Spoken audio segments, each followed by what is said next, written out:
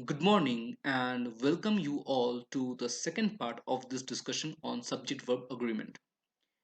In our previous discussion, we had talked about the and agreement and the use of articles. And as promised, today we will talk about the usage of comma and some other thing, maybe the use of or, nor, etc. These things. But before we proceed, let us revise a little bit what we have learned so far. I am sure that you remember everything, but just to brush up, right? So, what have we learned? First things first, subject, any kind of subject, must agree with the verb in any sentence. Then, singular subject, how must they agree? They must agree, fine, but how? Singular subject takes singular verb and plural subjects take plural verb. As you can see, it reflects the sentences, these two sentences themselves reflect how they should agree. Singular subject in singular, right? Singular number takes singular verb. Plural subjects, subjects is plural and the verb take is itself plural. The conjunction and, now the big chunk, the conjunction and can mean one single unique idea and therefore take singular verbs. For example, time and tide, rice and curry, bread and butter. These things, slow and steady, stars and stripes, you name it.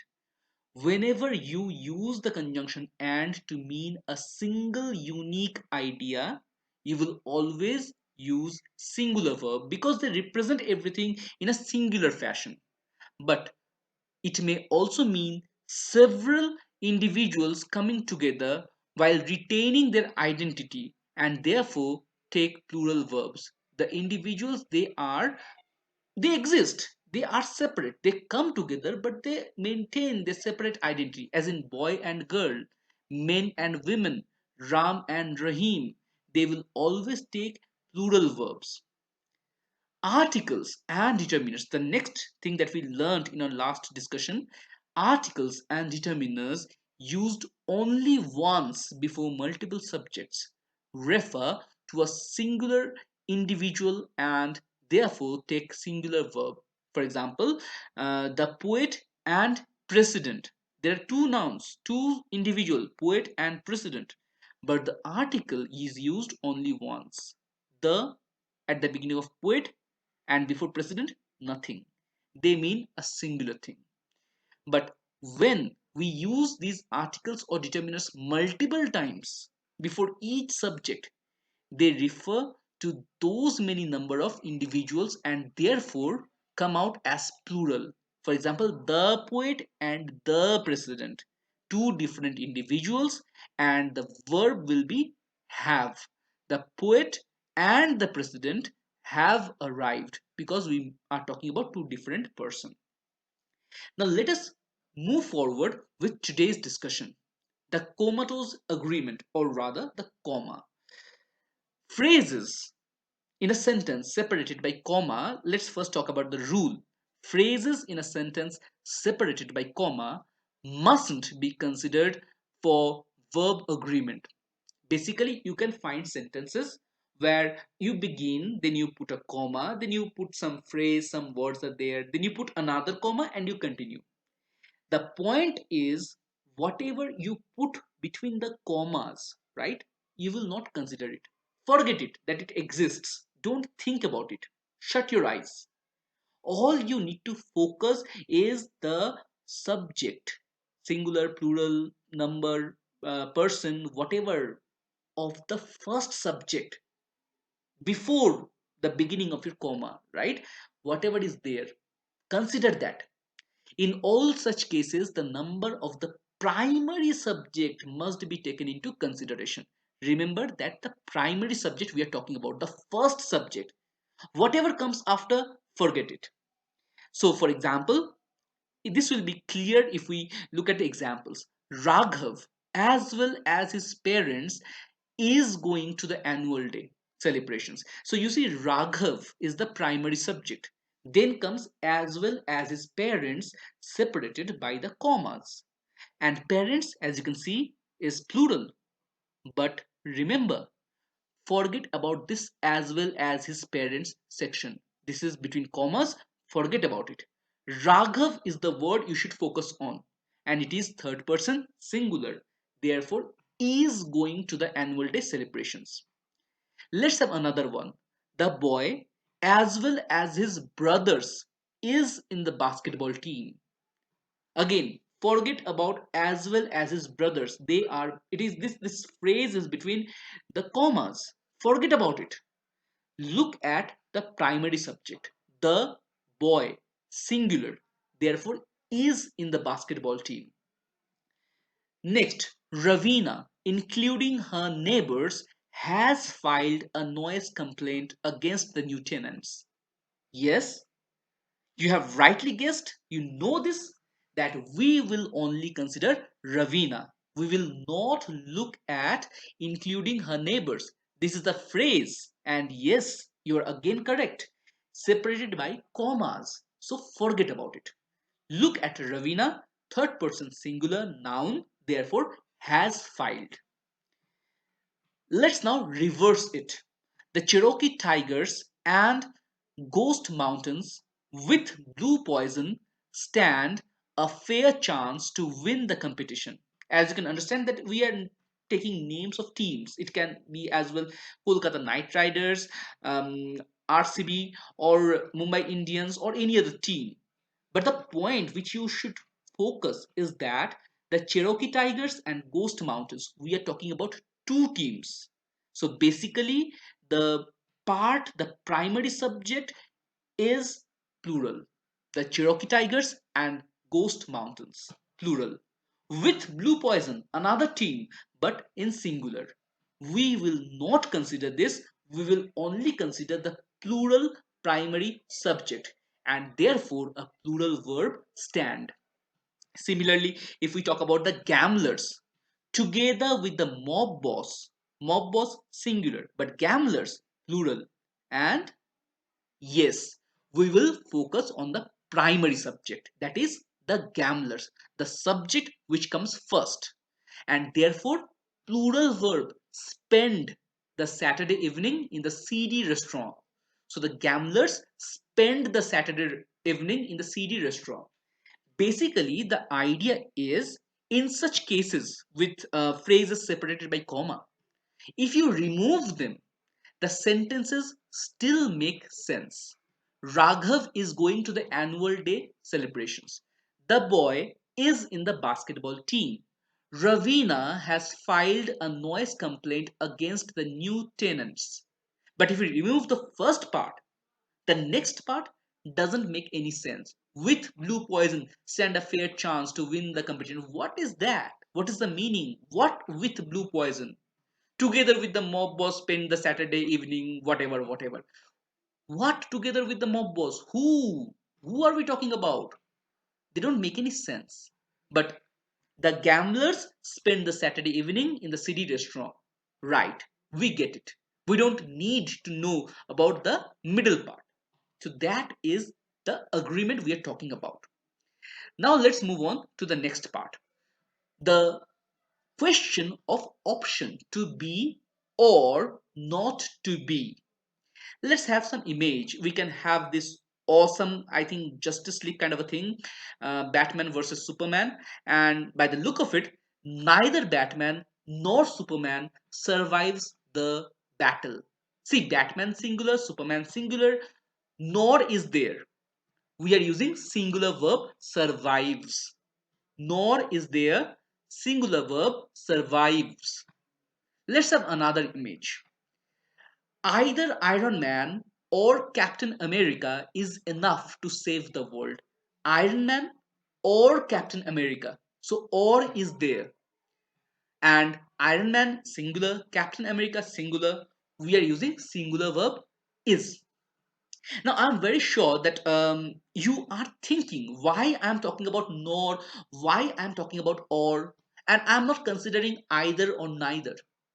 Because you see, either and neither in this case, they both are used in conjunction with or nor.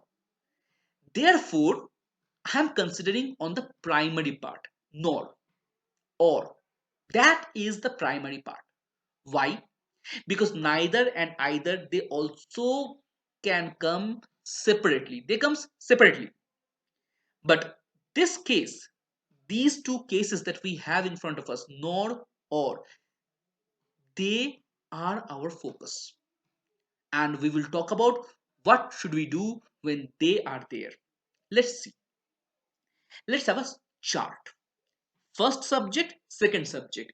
And by second subject, I actually mean the final subject, the last subject, whatever is there. So let's have some group of joiners as well as including, together with, along with, etc. When we have these kind of joiners, these kind of conjunctions, they add, right? They are like and. But when we use these conjunctions as well as including, with, together with, along with, etc., we will look at the person and number of the first subject, the primary subject. But when we are using or, nor, either or, neither nor, not only but also, when we are using these kind of joiners, we should focus on the person and number of the second subject, not the first one. Remember, this is the difference. The whole set, they are all conjunctions, joiners, linkers. But when we are talking about as well as, including, why? The point is, when we use as well as, including with, together with, along with, etc., when we use this, we put them as phrases separated by commas. We will not consider the second subject or the last subject. We will only consider the first one. But when we're talking about or, nor, etc., we will always consider the last one. Okay, the subject which comes just before the verb. That is my point. With or, nor, either, we will follow the subject which comes just before the verb. So let's have some example to make us understand this thing better. Ram, as well as, or along with, together with, including, right? His friends. Ram as well as his friends is going to the party, because Ram is singular. So we will not use as well as or along with. That section we will not look at. Ram is going to the party. Reverse it. His friends as well as, along with, whatever, Ram, are going to the party. Again, we will not look in the midsection.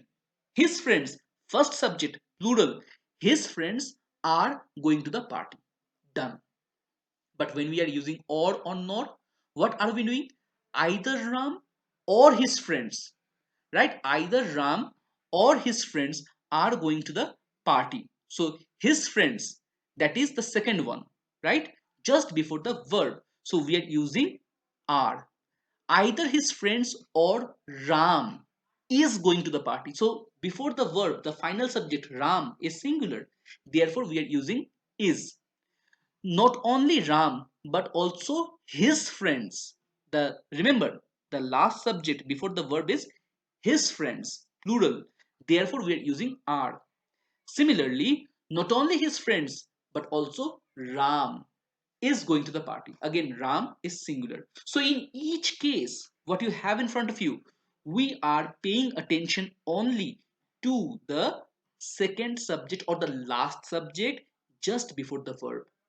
Remember this difference. If you remember this, nothing can go wrong. Now let's talk about some pronouns. This was the our tryst with joiners, conjunctions. Now let us talk about pronouns. Let's have some indefinite pronouns. For example, singular and plural. As I told you, number and person. So number, singular and plural. And we're talking about pronouns. So each, every, either, neither, each one, everyone together, someone, anyone, no one, anybody, somebody, everybody. When we are using indefinite pronouns, they are all indefinite. Which everyone, which someone, we don't know. Anyone, which anyone, who anyone, no one. There is nothing definite, nothing concrete. no name, no gender, nothing is there. So they are all indefinite pronoun. And when we use indefinite pronouns, always remember to use singular verb. Each child, or every child, or everyone, each one, nobody gets midday meal. Everyone gets midday meal. Anybody gets midday meal. Somebody gets midday meal. Each child gets midday meal. Every child gets midday meal. Take whatever. They will always, always, always take singular verb. The student and the instructor. Each of the student and the instructor gets midday meal. Okay, every student gets midday meal. So whatever be the number of subjects, say one, two, three, how many? No, doesn't matter how many subjects are there. If it begins with each, every, either, neither, etc., etc., we will always use singular verb. But if we have plurals like few, many, both, all, some, in such cases, we will use plural verbs. Because you see, few, we are taking a group of people, small group, but a group nonetheless, therefore plural. Many, again a group, a large group, plural. Both, two things are there, two people are there. So both, number of people, plural. All, taking everybody or everything in account, so that is definitely plural. Some, obviously some, when do we get some? When it is more than one. So some, by its nature, plural. So when we are talking about few, many, both, all, some, we will use plural verbs. For example, many use these facilities. Many use is plural. Few know how to drive this car. No, few, no. Both of us are happy here. Both of us are, plural verb. So that is our understanding. Let's now talk about some nouns. For example, let's start with some images. Pencils. The pencils are on the table. Pencils, plural, are on the table. Milk. Milk is good for health. As you can see, the pencils which are on the table, you can count them: 1, 2, 3, 4, 5, 6, 7, 8, 9, 10, 11, 12 pencils. You can count. But when milk is there, can you count milk? No. So what we are talking about here is countable versus uncountable. When you have countable nouns, depending on their number, the pencil is on the table. One pencil, singular number. The pencils, 12, 13, whatever be the number of pencils, they are on the table. But when you're talking about uncountable nouns, they are always singular in nature, because you cannot count them. It is a quantity. You cannot count, right? You can measure quantity. You cannot count it like pencils. So milk is good for health. But suppose this quantity actually comes in some object, some item. Like, for example, 2 bottles of milk are there on the table. 2 bottles. Milk is quantity, but bottle you can count. 1 bottle, 2 bottles, 3 bottles. Bottles of milk are there on the table. You are actually counting the number of bottles. So, countable nouns can take singular or plural verbs depending on their number. Uncountable nouns always take singular verbs. Now, there are certain exceptions. I won't say exceptions, but certain fixed behavior. For example, let's talk about these fixed behaviors. Countable nouns like pants, trousers, jeans, chinos, tweezers, spectacles, valuables, surroundings, goods, odds, proceeds, contents, etc., they're always plural in form. Pants, you can count how many pants are there in your almirah. Trousers you own, jeans you own, but they always behave as plural in form, and they always take plural verbs. Let's have some examples. For example, you can see here one jeans, but one jeans you see, but you will say the jeans are are, remember the are, the jeans are pretty new, even though there you can see only one jeans. Next you have tweezers. Tweezers, note the s, jeans. In fact, all the words which are there in this list, they all end in s. So that is one pointer. Tweezers, spectacles. The tweezers are helpful on various occasions. Tweezers are helpful. So plural in form and obviously taking plural verb. But there is a but. Let's have this one. The news is true. The information is completely irrelevant. Information is always singular. What I want to focus is news. News ends with S. Naturally, according to these things which all ends in S, it should take R, right? But remember it like this. When we talk about news, it is like an acronym, right? For North, East, West, South. So the S here is not a plural S. It stands for South. Therefore, we are talking about one direction at a time. North, one direction. East, one direction. West, one direction. South, one direction. The news is true. So words like news, information, as you can see, they are always and always singular. Let us now move ahead to some final things. For example, we will talk about countable nouns, but we will see some cases where they act as a singular unit. Let's have a look at this picture. A long way, long road, good for driving, long, long drive. But see, 15 miles is a long distance. You can certainly, right, count miles. It is countable. 1 mile, 2 miles, 3 miles, 15 miles. So naturally it was supposed to take a plural verb. But the point is, when we are talking about 15 miles as one long distance, we are taking 15 miles as one whole distance. And therefore, singular verb is a long distance, one whole distance. Next, let us have a film ticket. So as you can see, $13 is the price these days for a movie ticket. $13 is the price. The point is, when you're paying for a movie ticket, you're paying $13 at once. One price, right? One singular whole amount for one ticket. So therefore, singular. It is not like that you cannot count dollars. You can count, but you are paying it as one whole amount for one movie ticket. Similarly, 10 years. Those 10 years is the happiest period of my life.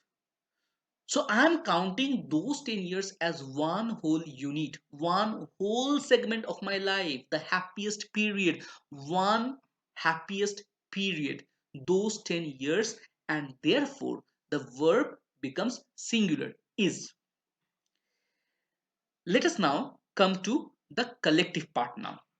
We are almost near the end of subject-verb agreement, so a quick look at the collective point. What happens when we get a collection of anything? Remember, when we first started our first discussion, we were talking about joining with and a collection, multiple people coming together, multiple things coming together, retaining their uniqueness, their individual identity. We were taking plural verbs.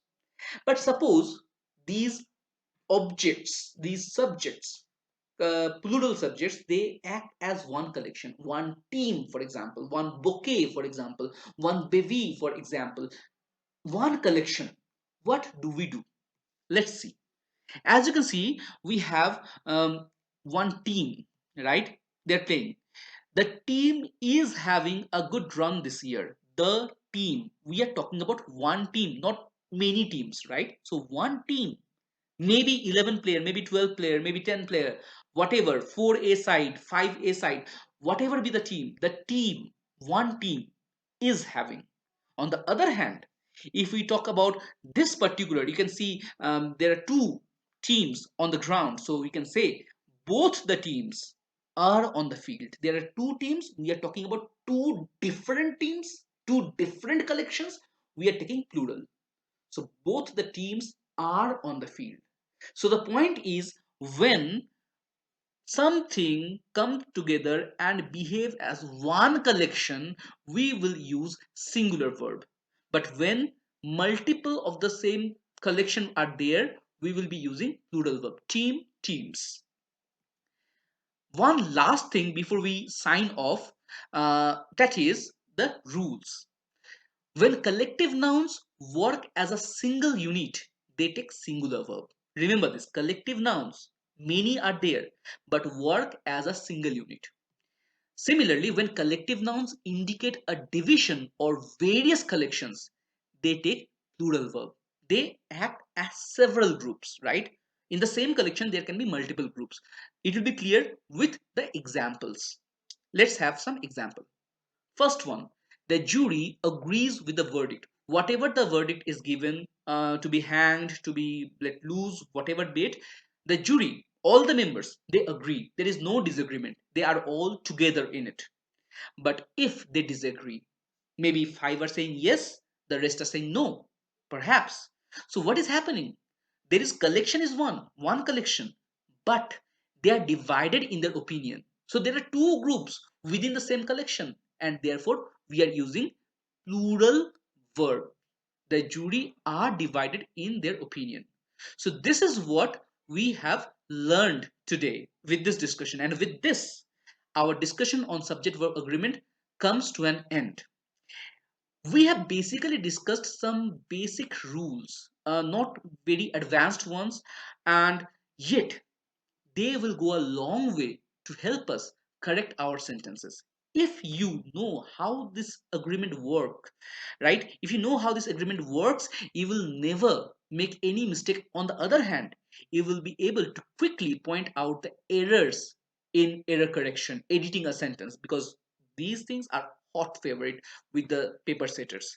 So what do you think about this chapter? Have you understood it well? Are there any questions? Whatever your thoughts, your ideas, if you can find some other rules, some other explanations, do reach us. Leave a comment and we will definitely get back to you. So till we meet again, thank you and bye bye.